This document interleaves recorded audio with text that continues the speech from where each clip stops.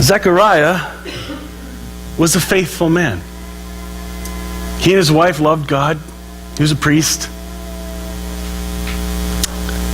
But they hadn't heard from God for 400 years. So what would happen if you did the church thing for 50 years, let's say? Just kind of went from church to church and you found your place, but nothing ever happened. No word from the Lord. No prophecy. Not even a good sermon. I know, why go, right? So, that was a joke. All right.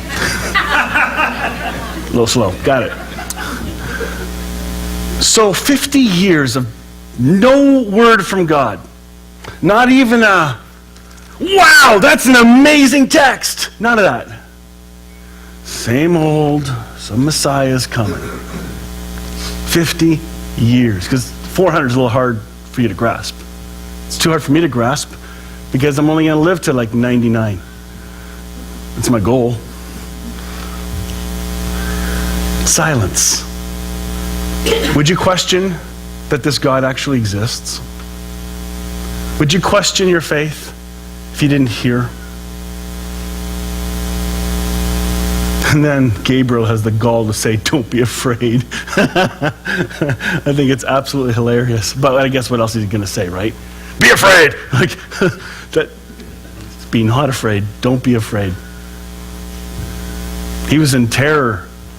There hasn't been a sighting, a voice, a miracle, nothing for 400 years.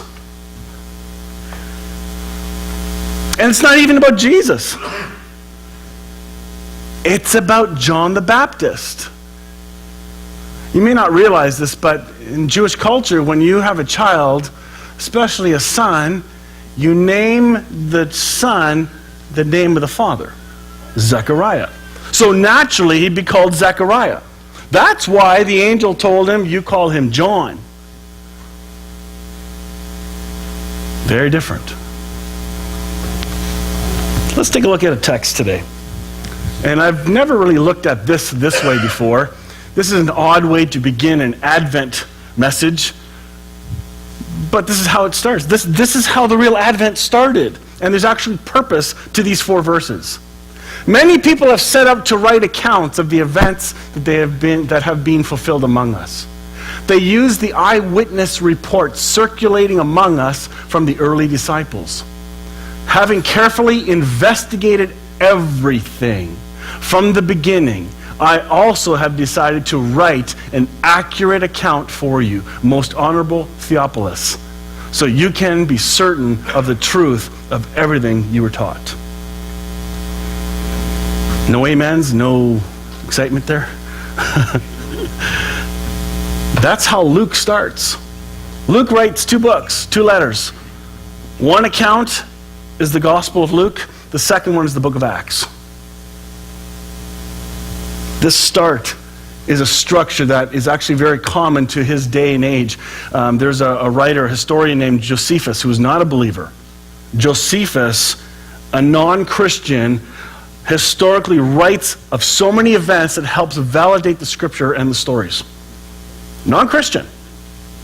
Very, very important writings from Josephus.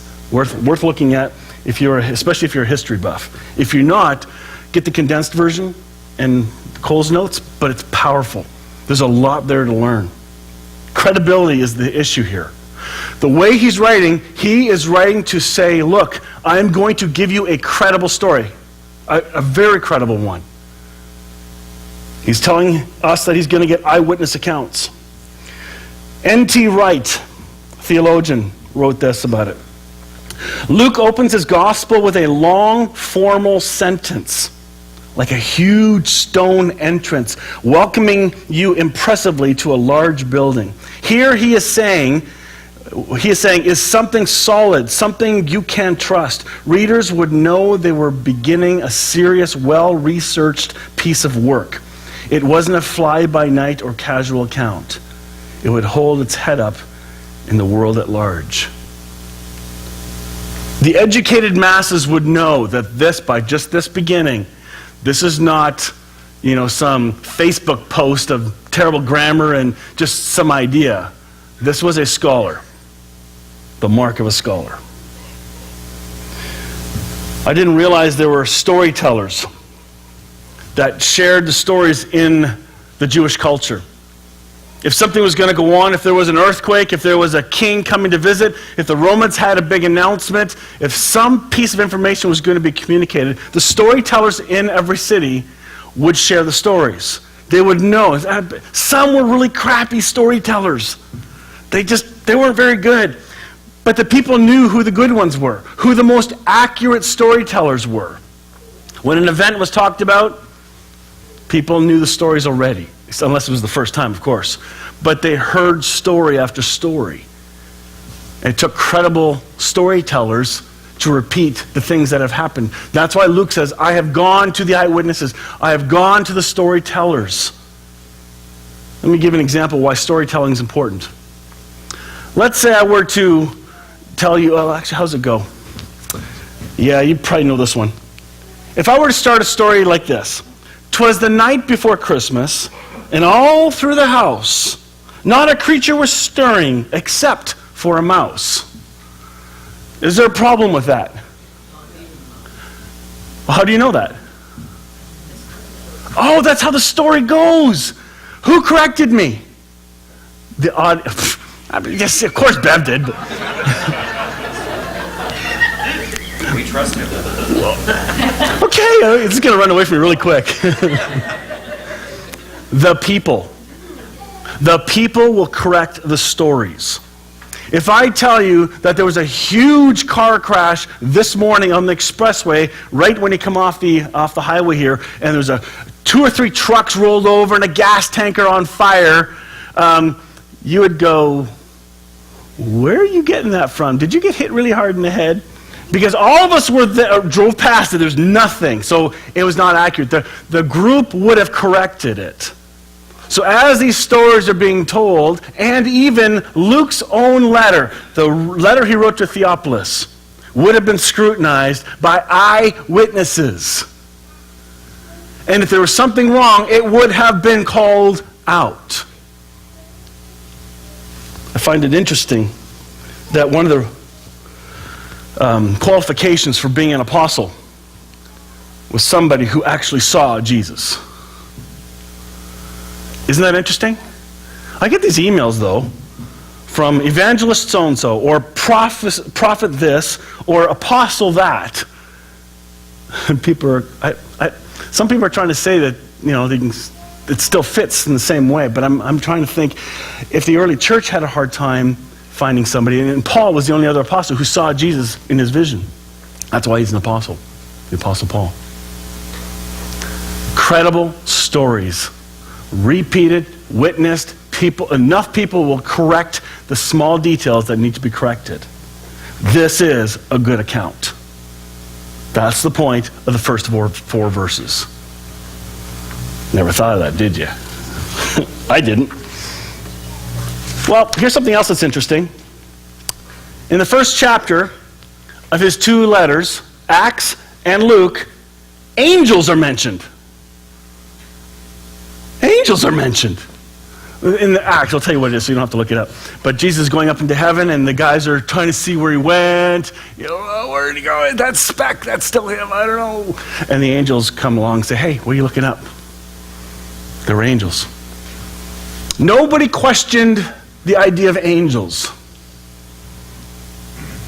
Angel encounters have been going on for a long time.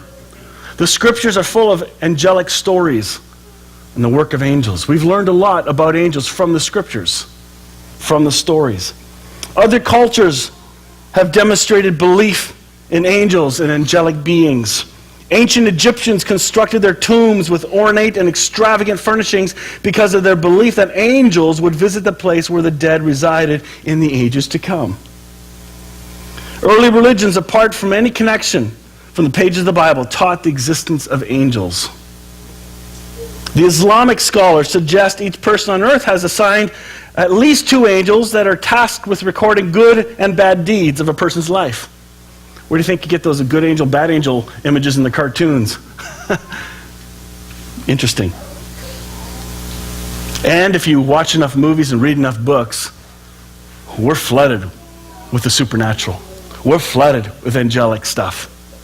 What are some movies that you guys remember that involve an angel? Which one? Touched by an Angel, yes. Wonderful Life. Wonderful Life. Hey, yeah, you're right. Ding, ding, ding. A lot of angels got wings today. Anyway, yeah. Ghost. I was waiting for that one. Yes. They're all through our history, through our culture, even today.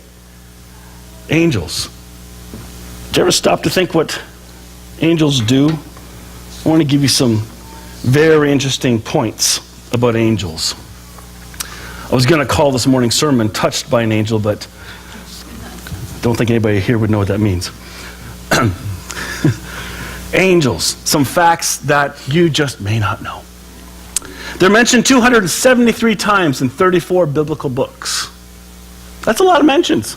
Honorable mentions. They're created by God and report directly to God. They were present at the creation of the world. They announced Jesus' birth to the shepherds. We'll cover that in a couple weeks. They were created to live forever. Their purpose is to glorify God. They are spirit beings and therefore invisible. They are innumerable. There's too many to count. They possess intelligence and a will.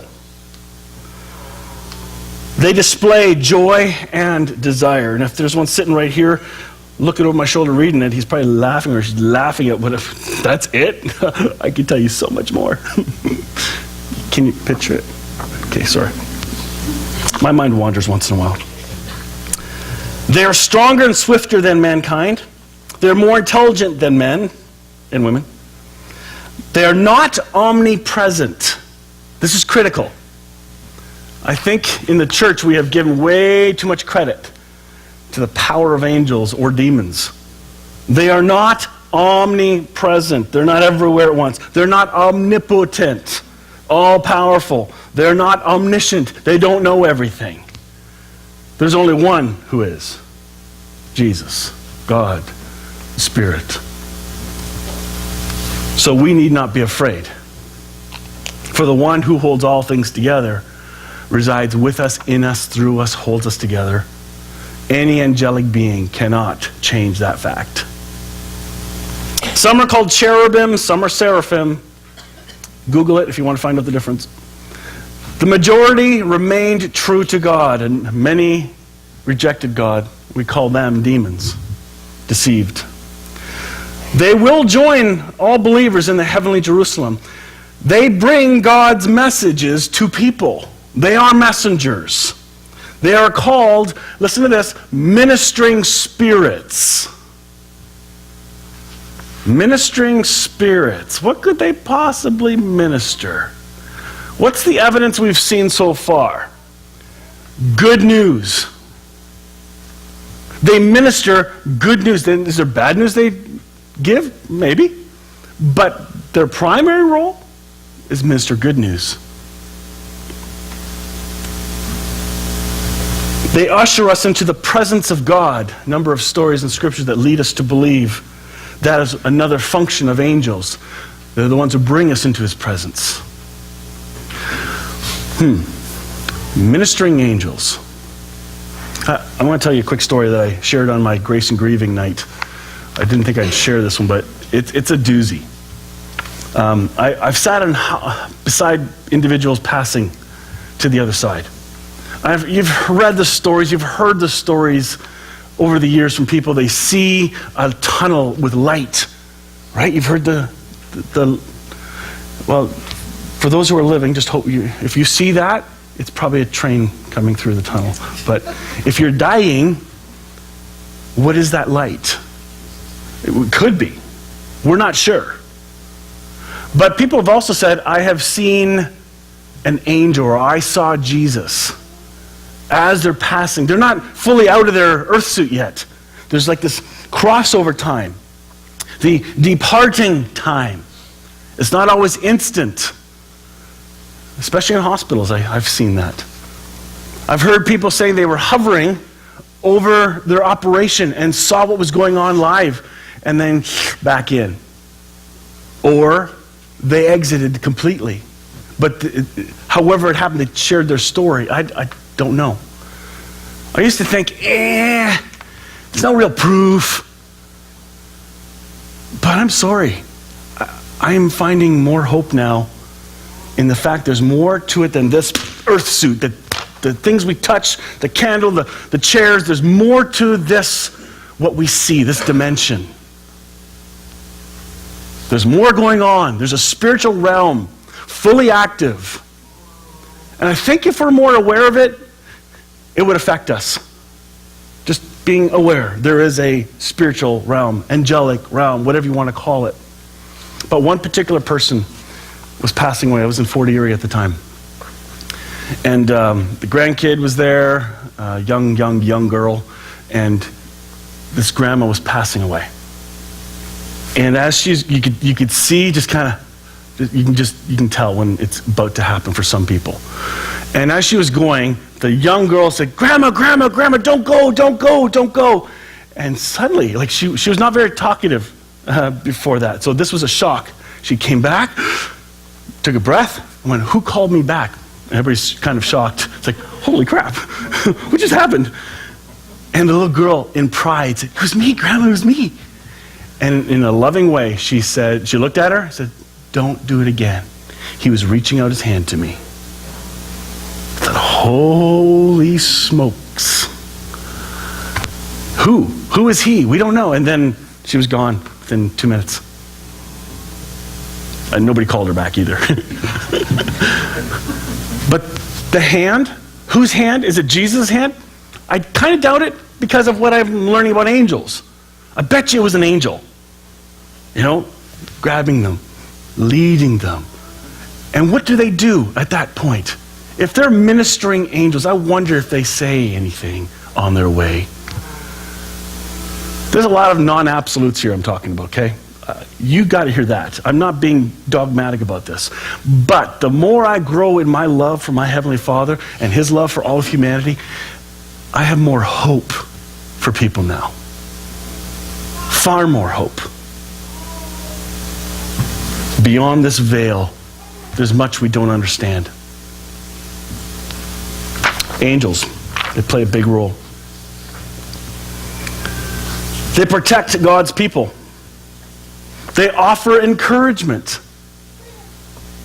They give guidance. They patrol the earth. They fight evil forces. They're good and bad angels. You can do a study on angels and find out their functions and all the titles that are recorded for us. That's all we have. And by the way, this is not an exhaustive text on the subject. These are mere glimpses. In fact, I got in trouble from a Bible college professor for a vision that Isaiah had. And Isaiah wrote about a vision he had. And I called it a glimpse of glory, my paper. He knocked my grade half a grade down because of that. Said, it's not a glimpse, it's a magnificent picture. I thought, you dum-dum, that's a glimpse compared to what's coming. Perspective, people.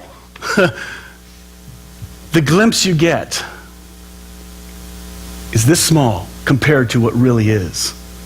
How far, how wide, how deep the Father's love for us. Oh, He loves us. He loves us so much that He was following through with His plan to send Jesus and opened His mouth after 400 years of silence. 400. When Herod was king of Judah, there was a Jewish priest named Zechariah. He was a member of the priestly order of Abijah, and his wife Elizabeth was also from the priestly line of Aaron. Zechariah and Elizabeth were righteous in God's eyes, careful to obey all of the Lord's commandments and regulations. They had no children because Elizabeth was unable to conceive. They were both not old, very old. Okay, you thought Zechariah was freaking out from an angel talking to him. How is he going to communicate to his really old wife, you're having a baby? I don't know. Just imagine that, and then her having to believe that she's going to have a... Oh no. Life change. It was huge. There's a bunch of shocking going on here. One day Zechariah was serving God in the temple, for his order was on duty that week.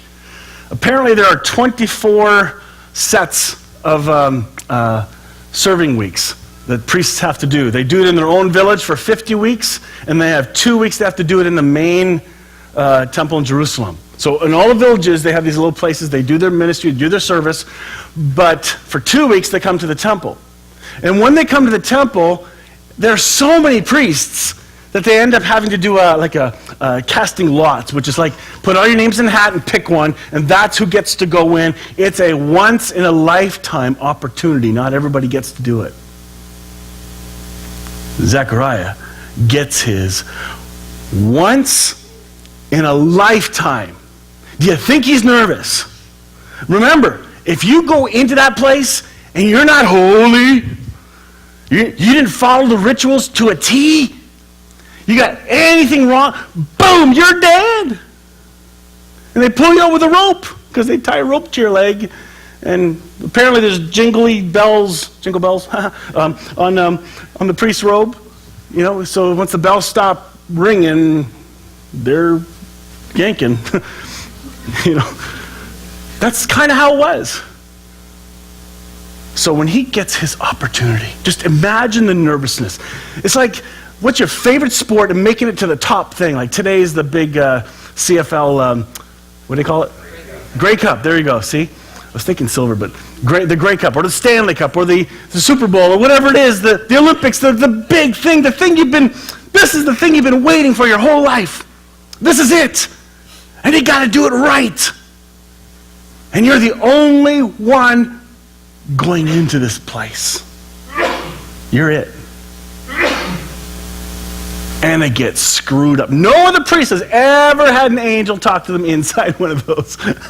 So, are they going to believe him? Of course they will. He was already a righteous man and trustworthy. His reputation was incredible. Chosen to go into the Lord and burn incense. And while the incense was being burned, a great crowd stood outside praying. So no pressure. Nobody's watching. The curtains are closed, but this is big. While Zechariah was in the sanctuary, an angel of the Lord appeared to him standing to the right of the incense altar. I have no idea why that's important, but I'm sure it is. Zechariah was shaken and overwhelmed with fear when he saw him. And so would you. If some freaky light show happened in the darkest room for you, that was totally supernatural. How many times have you prayed for something like that to happen? God, if I could just see an angel, just make that lamp move or something. Like, growing up, I prayed that kind of stuff all the time. I wanted to see. I wanted to experience some of this stuff. Why did they get all the fun? That's what I kept thinking. Why did they get all that cool stuff and the frogs and the ocean thing and the locusts and the healings and the snake stuff? Like I just had my list. Oh, why can't we get any of that? Nah, you're right. We don't want it because it was not a good story for those who were the benefactors of those things. But here he is, and he's scared. You need to identify with this, and I'll tell you why. Zechariah was a normal person, an average Joe with a name starts with a Z. He was an average Z. Okay?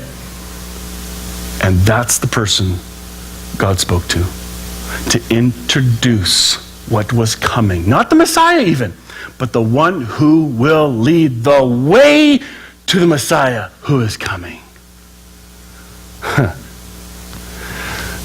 Elizabeth is connected to Mary. Find that out later. There is a relation. It was an embarrassment to not have children. It was shameful. It was believed that if you did not have children, you have done something very upsetting to God, a secret sin. And they were faithful. He was righteous. Still no kids.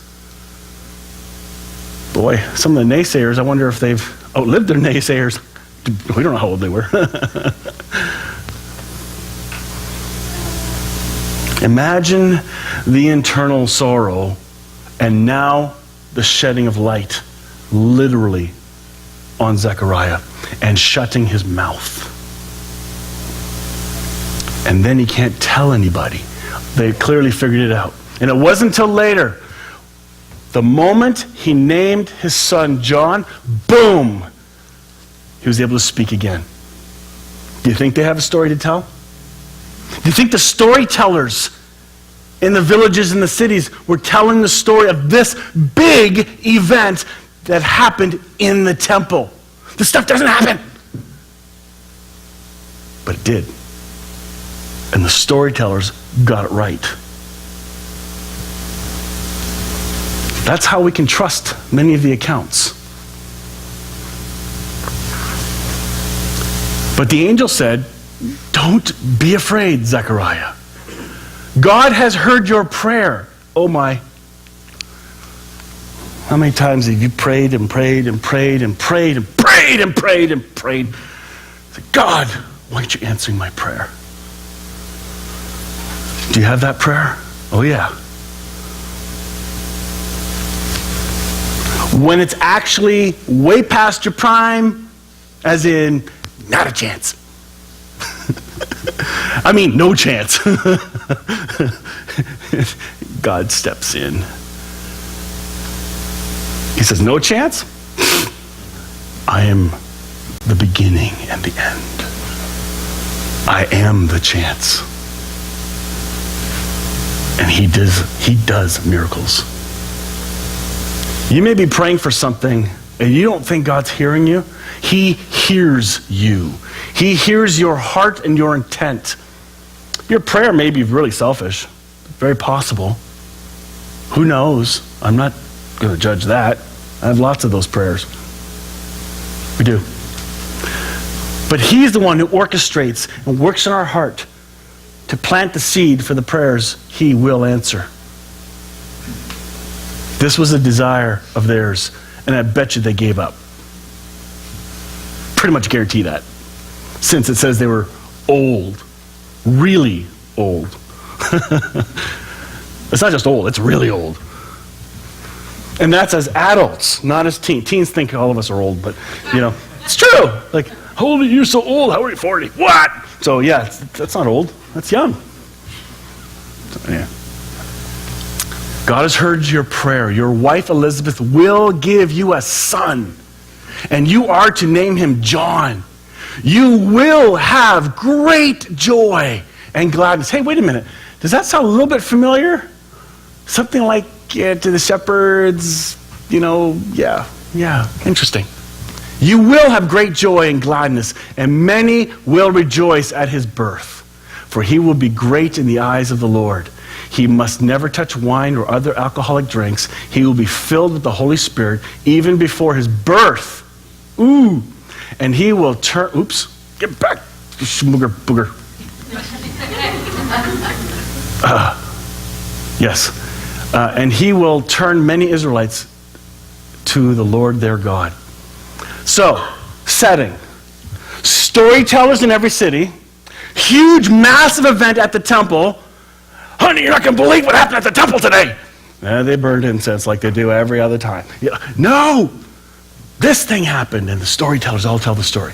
So the whole place is a buzz. All the neighboring cities, everything's a buzz. They hear about this. They find out this old lady's pregnant. How did that happen? Well, So the story's everywhere, and everybody's got their calendars. Is this lady really pregnant? Is she really going to have a son? As if she can choose the sex, but the angel said it was going to be a boy. Could be a girl. And they anticipate, and they wait, and everything comes true. A boy is born. And all the storytellers finish their story. The story wasn't finished yet. Storytelling. Those guys were important.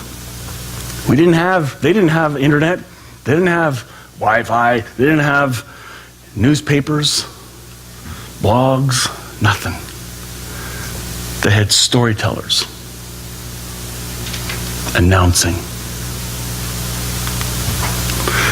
He will be a man with the spirit and power of Elijah. He will prepare the people for the coming of the Lord.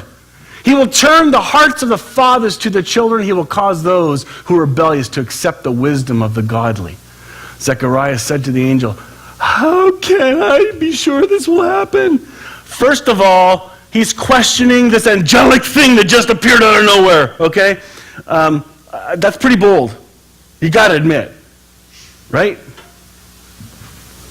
I'm an old man now. My wife is even older. No, he's well along in years is what he's really saying. Then the angel said, I am Gabriel. I stand in the very presence of God, as in, I already bring the authority. You don't question me. Don't question the authority and the vision you already have before you. You've heard my voice. You see my light. And you're questioning this? I can just hear the Gabriel go, really? Like, if they had a humorous side, I wonder if they had their storytelling after he went back and told the angels, you gotta believe this guy. Can you believe it? He questioned me? I even gave him a really big light show. Anyway. It was he who sent me to bring you this good news. But now, since you didn't believe what I said, you will be silent and unable to speak until the child is born. For my words will certainly be fulfilled at the proper time. Boom. Do not take away an incorrect lesson from this story. Some people have used this as a text to not question. Oh, you need to question. We need to question things. But when you sense God talking to you, can you believe him? It's okay to have doubt. Doubt does not mean you don't believe.